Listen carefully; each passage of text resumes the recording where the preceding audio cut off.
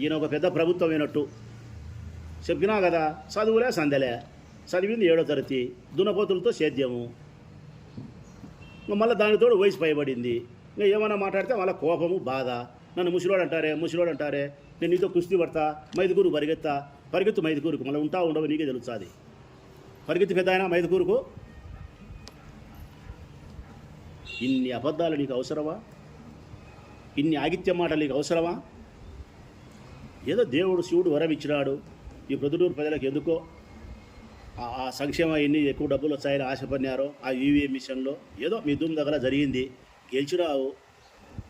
రామకృష్ణ దగ్గరికి వచ్చినాం, ఈ 5 సంవత్సరాలు అధికారం ఉండి అనుభవించామని చెప్పి ప్రజలకు ఏదైనా 25 ఏళ్ళు నువ్వు సేవ చేయలే. ఇప్పుడన్నా చేసి ఇప్పదామనుకోకుండా ఇప్పుడు కూడా ఇంకా ఆగిత్యమా, ఇప్పుడు కూడా అబద్ధాలేనా?